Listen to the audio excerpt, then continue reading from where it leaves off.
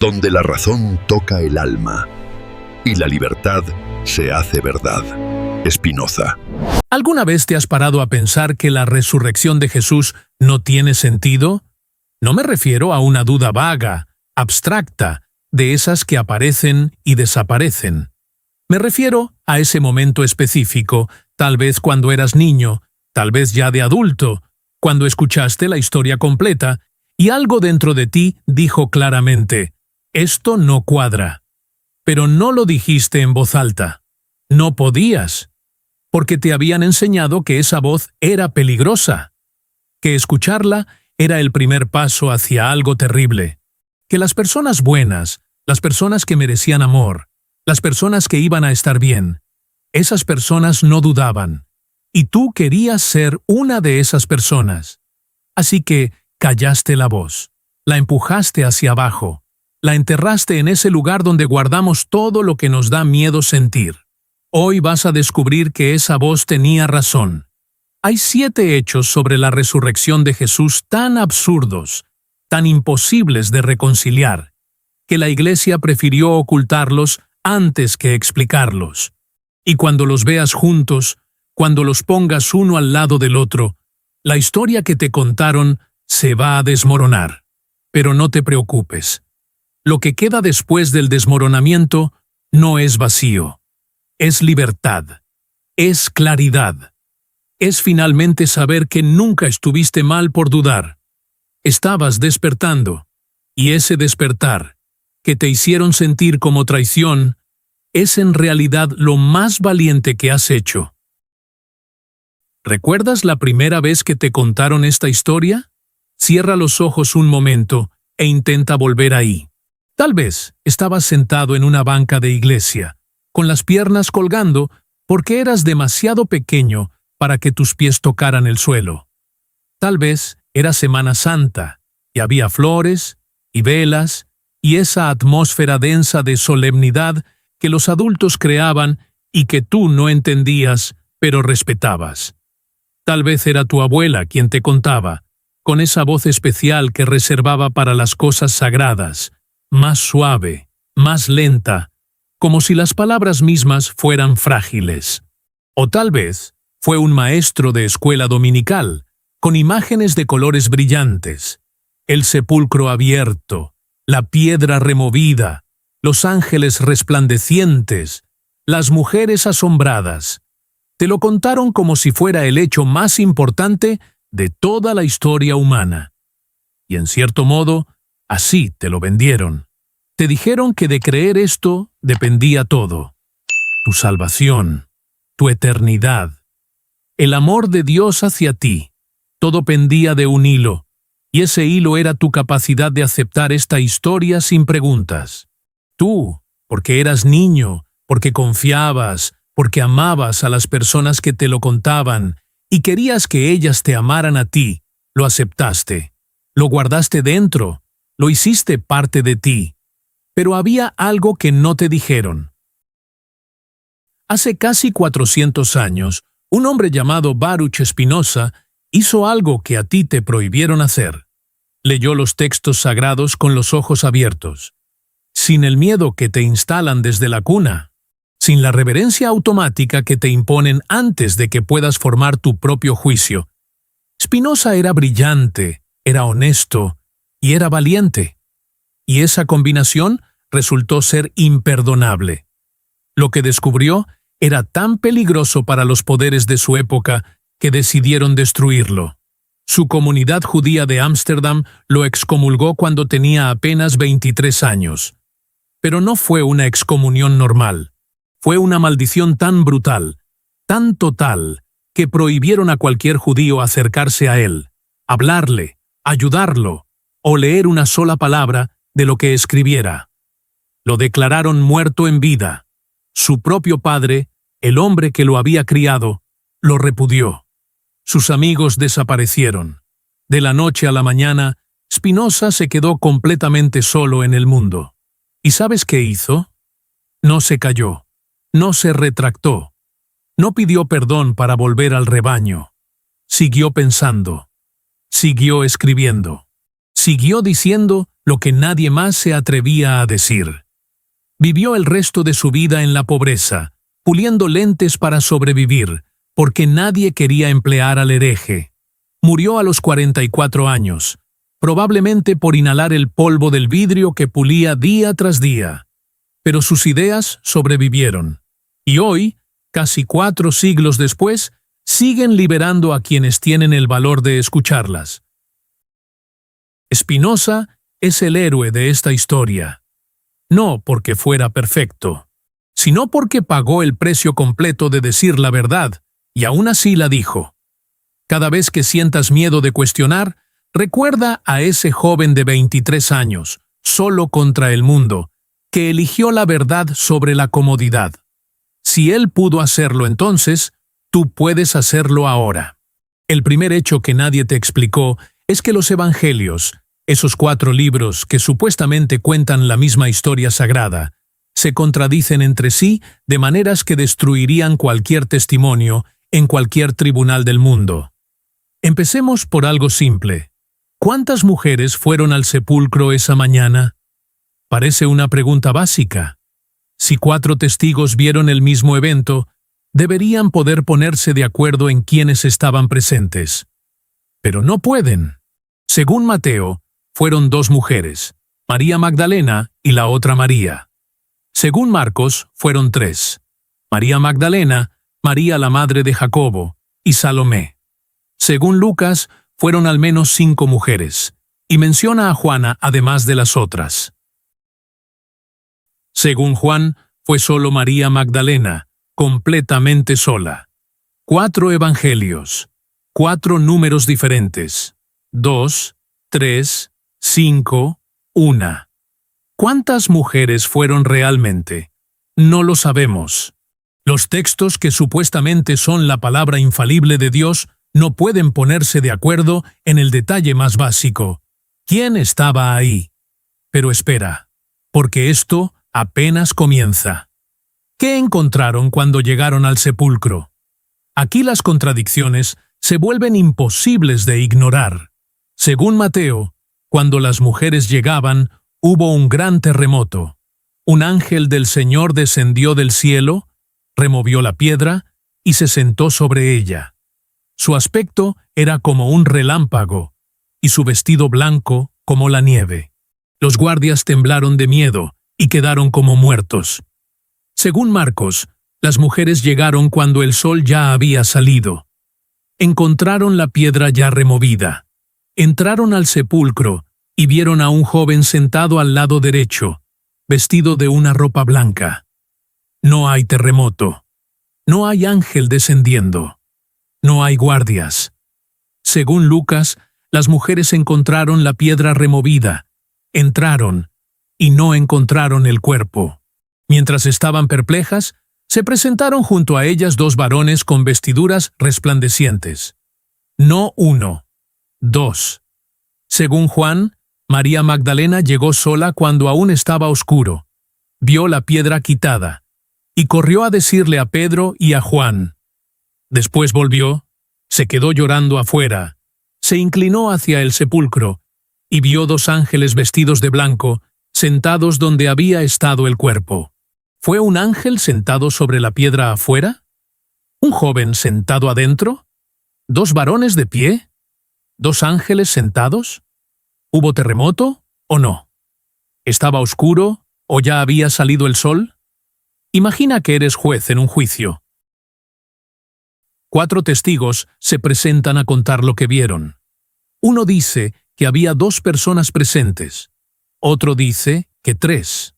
Otro dice que 5. Otro dice que una sola. Uno dice que hubo un terremoto y un ser celestial descendió del cielo. Los otros 3 no mencionan nada de eso. Uno dice que vieron un joven. Otro dice 2 hombres. Otro dice 2 ángeles. Los lugares son diferentes. Los momentos son diferentes. Los detalles son incompatibles. ¿Qué harías con esos testimonios? ¿Los descartarías? ¿Dirías que estos testigos no son confiables? ¿Que claramente no están describiendo el mismo evento? ¿O que están inventando? ¿O que sus memorias están tan distorsionadas que no se puede confiar en ellas. Pero cuando se trata de los evangelios, te enseñaron a hacer algo diferente. Te enseñaron a ignorar las contradicciones, a armonizarlas, a inventar explicaciones ingeniosas para que todo encaje. Te enseñaron que cuestionar estas diferencias era peligroso, era señal de poca fe, era el primer paso hacia la perdición. No estás loco por notar esto. Tu mente está haciendo exactamente lo que debe hacer. El problema no eres tú. El problema es que te entrenaron para apagar tu mente cuando se trataba de estos temas. ¿Alguna vez te mostraron estas contradicciones lado a lado? ¿Alguna vez un maestro, un pastor, un sacerdote, abrió los 4 evangelios y te dijo: «Mira, aquí dicen cosas diferentes. ¿Vamos a examinarlas juntos?» Probablemente no. Probablemente te dieron una versión editada, limpia, donde los detalles incómodos habían sido suavizados o eliminados. Te contaron la historia como si fuera una sola narrativa coherente. Y si nunca leíste los textos por ti mismo, lado a lado, nunca te diste cuenta de lo que realmente dicen. El segundo hecho es aún más incómodo, y tiene que ver con quién escribió estos textos y cuándo. Ninguno de los evangelios fue escrito por un testigo ocular. Lee eso otra vez. Ninguno. El evangelio más antiguo, Marcos, fue escrito al menos 40 años después de los supuestos eventos. 40 años. Para ponerlo en perspectiva, si hoy alguien te pidiera que escribieras exactamente qué pasó en un evento de 1985, basándote no en lo que viste personalmente, sino en lo que escuchaste de personas que escucharon de otras personas que tal vez conocieron a alguien que estuvo ahí, ¿qué tan preciso sería tu relato? Mateo y Lucas fueron escritos después de Marcos. De hecho, los estudiosos han demostrado que Mateo y Lucas copiaron grandes secciones de Marcos, a veces palabra por palabra. No son testimonios independientes, son versiones editadas de una fuente anterior. Y Juan, el evangelio más diferente de todos, fue escrito probablemente entre 60 y 70 años después de los supuestos eventos. 70 años de historias pasando de boca en boca, de comunidad en comunidad, de generación en generación, antes de que alguien finalmente las pusiera por escrito. ¿Alguna vez jugaste al teléfono descompuesto? Una persona susurra algo al oído de otra, que lo susurra a la siguiente, y así sucesivamente. Al final, el mensaje original se ha transformado completamente. Ahora imagina ese juego durante 40, 60, 70 años. ¿Qué queda del mensaje original? ¿Qué se ha agregado? ¿Qué se ha perdido? ¿Qué se ha transformado? Spinoza entendió esto con claridad perfecta. Argumentó que los textos sagrados deben leerse como cualquier otro documento histórico. ¿Quién los escribió? ¿Cuándo los escribieron? ¿Para qué audiencia? ¿Con qué propósito? Y cuando aplicas este método honesto a los evangelios, lo que encuentras no son reportes periodísticos de testigos presenciales. Son textos teológicos escritos generaciones después, para comunidades específicas, con agendas específicas. No son fotografías de lo que pasó, son pinturas de lo que querían que creyeras que pasó. Tu intuición siempre supo que algo no encajaba. Esa sensación incómoda que tenías cuando te contaban estas historias no era debilidad. Era tu inteligencia funcionando correctamente. Era la parte más honesta de ti pidiendo coherencia.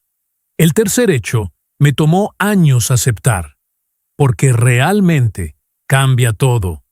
Pablo, el apóstol Pablo, el hombre que escribió los documentos cristianos más antiguos que tenemos, documentos que son anteriores a todos los evangelios, nunca menciona un sepulcro vacío. Piensa en eso un momento. El escritor cristiano más antiguo, la fuente más cercana en el tiempo a los supuestos eventos, no dice absolutamente nada sobre mujeres encontrando una tumba abierta. No describe un cuerpo físico resucitado que comía pescado con sus discípulos. No menciona a Tomás metiendo el dedo en las heridas. Nada de eso. Lo que Pablo describe es algo completamente diferente. En su primera carta a los Corintios, escrita probablemente unos 25 años después de la muerte de Jesús, dice que Cristo apareció a Pedro, luego a los 12, luego a más de 500 hermanos a la vez, luego a Jacobo, luego a todos los apóstoles y finalmente a él mismo. La palabra griega que usa es ofte. Significa fue visto o apareció. Es la misma palabra que se usaba para visiones y apariciones. No es una palabra que implique necesariamente presencia física, corporal, tangible. Y aquí está lo crucial. Pablo pone su propia experiencia en la misma lista que todas las demás. Al último de todos, como a un abortivo, me apareció a mí también, dice. Pero la experiencia de Pablo ocurrió años después de la supuesta resurrección. Jesús ya no estaba caminando por la tierra. Lo que Pablo tuvo fue claramente una visión, una experiencia interna, no un encuentro con un cuerpo físico. Pero no hace ninguna distinción. No dice, ellos vieron un cuerpo físico, pero yo tuve una visión. Para Pablo, todas estas apariciones son de la misma naturaleza. Todas son ofte. Todas son experiencias de ver a Cristo de alguna manera. ¿Y si todas las apariciones originales fueron así? ¿Y si lo que los primeros seguidores experimentaron fueron visiones, experiencias espirituales, encuentros internos con la presencia de su maestro muerto? ¿Y si la historia del sepulcro vacío, del cuerpo físico que come y camina y muestra heridas, fue un desarrollo posterior, un agregado de décadas más tarde, diseñado para hacer la historia más concreta, más física, más difícil de descartar? Lo que sientes ahora, esa mezcla de alivio y vértigo, tiene nombre. Se llama claridad. Es lo que pasa cuando la información que siempre intuiste finalmente se confirma. No la resistas.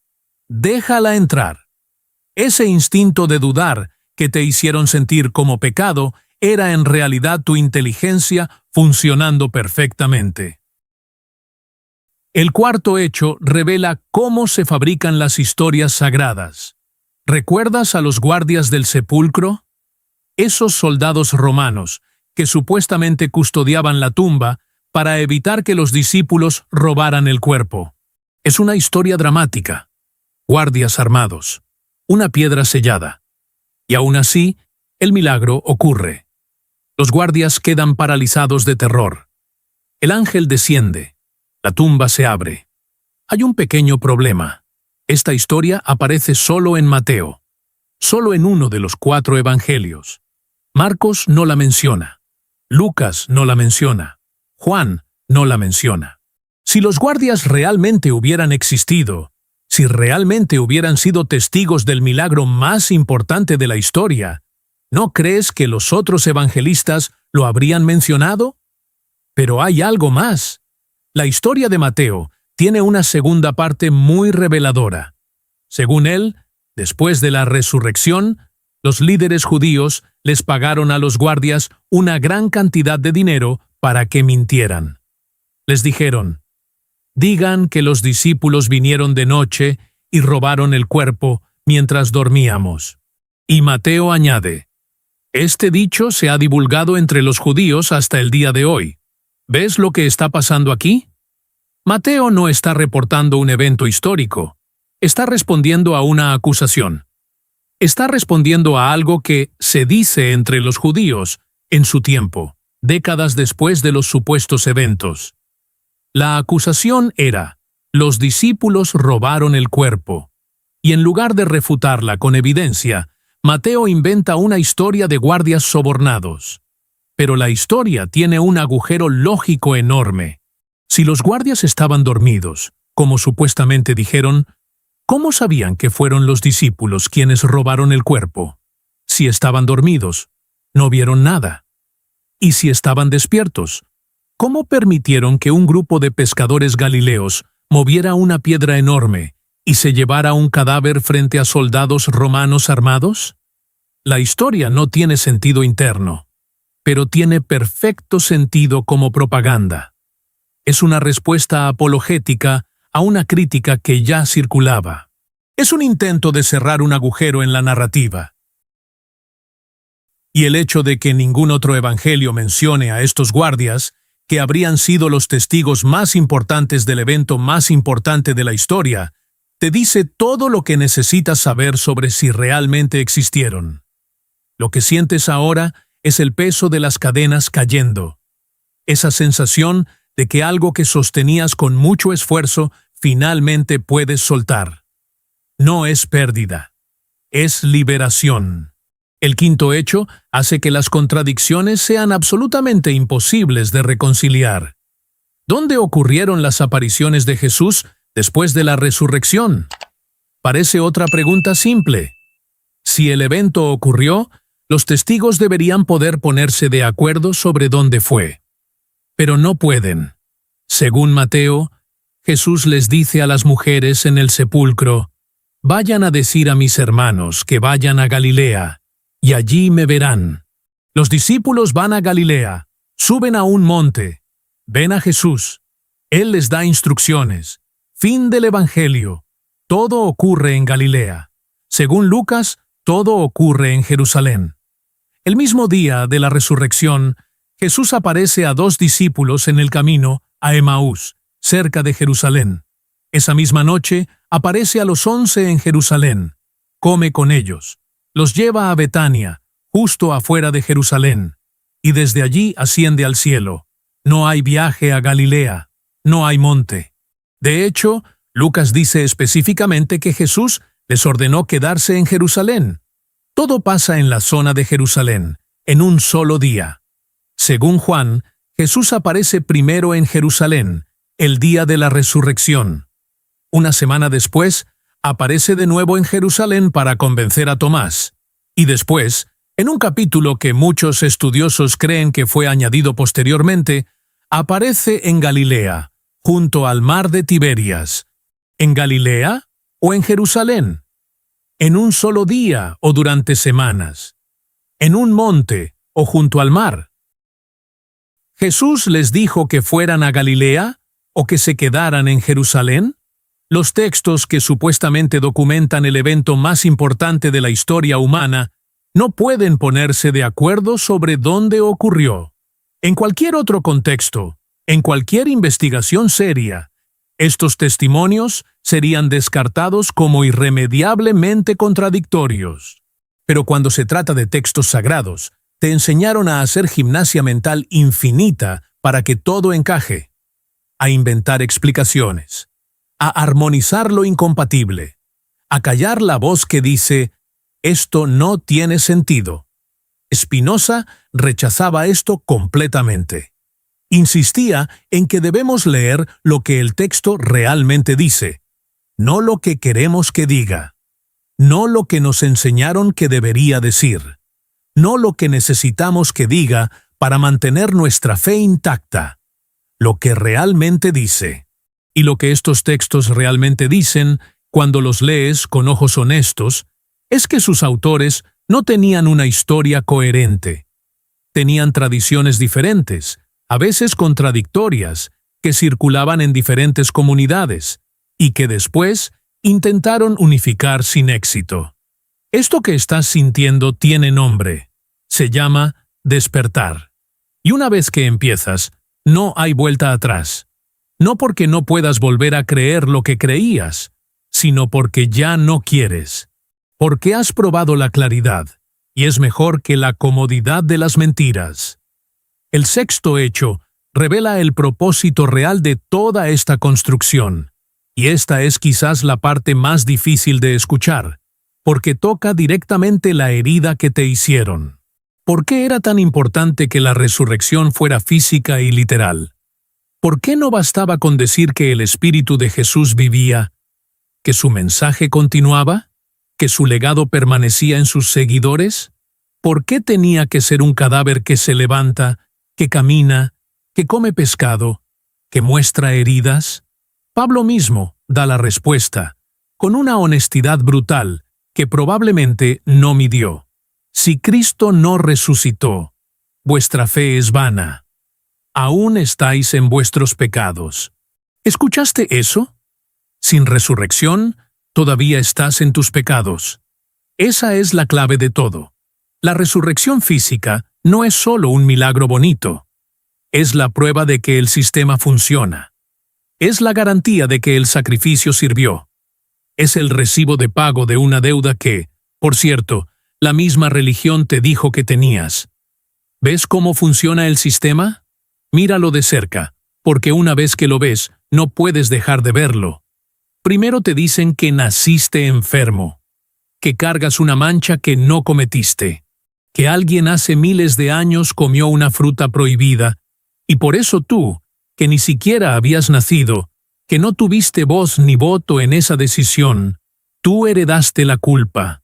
Te dicen que tu naturaleza está corrompida, que tus deseos son sospechosos, que tu cuerpo es fuente de vergüenza, que desde el primer respiro hay algo fundamentalmente mal contigo. Imagina a ese niño que fuiste. Imagínalo sentado en una banca de iglesia, escuchando que nació roto. ¿Qué hace un niño con esa información? No tiene herramientas para cuestionarla. No tiene forma de defenderse. La guarda dentro. La cree. La hace parte de su identidad. Crece pensando que hay algo mal con él, que necesita ser arreglado, que sin ayuda externa está perdido. Y luego, una vez que has internalizado esta enfermedad imaginaria, te ofrecen la cura. Pero solo hay una cura, y ellos la administran. Y la prueba de que la cura funciona es un evento que ocurrió hace 2000 años, que no puedes verificar, que solo conoces por textos contradictorios escritos décadas después por personas que no estuvieron ahí. Y si dudas, si tu mente hace las preguntas obvias, si esa parte de ti que todavía funciona correctamente señala las contradicciones y los absurdos, entonces el problema eres tú. Tu duda es síntoma de tu enfermedad. Necesitas más fe. Necesitas creer más fuerte. Necesitas dejar de pensar y simplemente confiar. Es el modelo de negocio más brillante y más perverso de la historia. Te venden una enfermedad invisible. Te venden la única cura. Y como la enfermedad es imaginaria, nunca puedes estar seguro de si estás curado. Siempre necesitas más. Siempre necesitas volver. Siempre necesitas obedecer. Spinoza vio esto hace 400 años. Vio cómo la superstición y el miedo eran usados para controlar. Vio cómo las historias imposibles servían para mantener a la gente dependiente. Y lo dijo, y pagó el precio. Pero no se cayó, porque la verdad, una vez que la ves, no te deja en paz. Te exige ser dicha. Aunque duela, aunque cueste todo. Ya no eres quien eras cuando empezaste este video. Algo ha cambiado. Puedes sentirlo. El séptimo hecho es el que cambia todo. Y es, paradójicamente, el más liberador. La resurrección física, literal, nunca fue necesaria para encontrar valor en lo que Jesús enseñó. El propio Spinoza, que había sido destruido socialmente por atreverse a cuestionar, hablaba de Jesús con respeto. Admiraba sus enseñanzas sobre el amor, la compasión, la justicia. Reconocía la profundidad de sus palabras sobre cómo tratarnos unos a otros. No necesitaba creer en milagros imposibles para valorar la sabiduría. Lo que Spinoza rechazaba no era a Jesús. Rechazaba la maquinaria de control que se había construido sobre él. Los milagros que desafían toda lógica. Los dogmas que exigen fe ciega, el comercio de la culpa y la salvación, la institución que se había interpuesto entre las personas y lo sagrado, cobrando peaje. Y aquí está la liberación. Puedes hacer lo mismo. Puedes honrar el mensaje sin creer lo increíble. Puedes valorar la enseñanza sin aceptar la mitología. Puedes encontrar sabiduría en las palabras atribuidas a Jesús sobre el amor y la compasión, sin tener que creer que un cadáver de 3 días se levantó y atravesó paredes. Una cosa no requiere la otra. Cuando te das ese permiso, cuando te liberas de la obligación de creer lo que no puedes creer honestamente, algo extraordinario sucede. Empiezas a ver estas historias con nuevos ojos, no como dogmas que tienes que defender con tu vida, no como pruebas que tienes que aceptar bajo amenaza de castigo eterno, sino como textos humanos, fascinantes, complejos, que revelan las esperanzas, los miedos, las luchas de las personas que los escribieron hace 2000 años. Puedes aprender de ellos sin ser esclavizado por ellos. Puedes respetarlos sin arrodillarte ante ellos. Puedes tomar lo que sirve y soltar lo que daña. Mi hermano, mi hermana, si has llegado hasta aquí conmigo, necesito que entiendas algo importante. Esa duda que sentiste toda tu vida, esa voz que te dijeron que callaras, esa incomodidad que te hacían sentir como pecado y traición, era lo más sano que tenías. Era tu mente funcionando correctamente. Era tu espíritu rechazando las cadenas que querían ponerle. Y durante años, quizás durante décadas, te hicieron sentir culpable por eso. Te dijeron que algo estaba mal contigo. Te dijeron que necesitabas ser arreglado. Te dijeron que sin esa historia que no se sostiene, estabas perdido, condenado, solo. Pero mira dónde estás ahora. Escuchaste la duda, seguiste la pregunta, pensaste por ti mismo, y no te perdiste. Te encontraste. Estás más cerca de la verdad en este momento de lo que estuviste en todos esos años de repetir lo que te dijeron que repitieras. Ahora sabes algo que no puedes saber. Y eso cambia todo. No eres un alma enferma que necesita ser rescatada por una historia que se contradice a sí misma. No eres un ser caído que carga la culpa de algo que no hizo. No naciste roto. No naciste manchado. No naciste en deuda. Eres el resultado de casi 14.000 millones de años de evolución cósmica. Cada átomo de tu cuerpo fue forjado en el corazón de una estrella que explotó hace miles de millones de años. El hierro en tu sangre, el calcio en tus huesos, el oxígeno en tus pulmones, todo vino de estrellas que murieron para que tú pudieras existir. La vida luchó durante 4.000 millones de años para llegar hasta ti. Sobrevivió extinciones masivas, sobrevivió impactos de asteroides, sobrevivió edades de hielo y erupciones volcánicas y cambios climáticos devastadores. Tu linaje nunca se rompió. Ni una sola vez en 4.000 millones de años, tus ancestros fallaron en el momento crucial. Y aquí estás, improbable, extraordinario, consciente. No eres un gusano que necesita arrastrarse pidiendo perdón por existir. Eres el universo haciéndose consciente de sí mismo. Tu capacidad de amar no es un regalo condicionado de un Dios que exige obediencia a cambio. Es tu naturaleza. Tu búsqueda de verdad no es peligrosa. Es lo más noble que tienes. Tu duda no es debilidad. Es el primer paso hacia la libertad. No necesitas un sepulcro vacío para tener esperanza. No necesitas un cadáver reanimado para tener propósito. No necesitas historias contradictorias de hace 2000 años para tener sentido. Lo que necesitas es lo que siempre tuviste y te convencieron de que habías perdido. La capacidad de ver con tus propios ojos, de pensar con tu propia mente, de confiar en tu propia experiencia, de ser el adulto que siempre fuiste capaz de ser. Eso es lo que te devuelve este viaje. No una nueva creencia que reemplace la vieja. No otro sistema que te diga qué pensar, sino el permiso, finalmente, de ser libre. Necesito que me cuentes qué está pasando en tu interior ahora mismo. No te lo pido por métricas ni por algoritmos. Te lo pido porque sé que este viaje puede sentirse solitario. Puede sentirse como si fueras el único en el mundo que está viendo esto, pero no lo eres. Hay miles de personas en este momento, en este mismo minuto, sintiendo exactamente lo que tú sientes, haciéndose las mismas preguntas, soltando los mismos pesos, despertando del mismo sueño. Escríbeme qué se movió en ti, qué cadena sentiste que se aflojaba, qué pregunta nueva surgió, qué peso pudiste soltar. Tu experiencia importa, tu voz importa, y al compartirla, te conviertes en medicina para otros que están donde tú estabas hace 40 minutos, antes de empezar este video. Bienvenido a casa, hermano.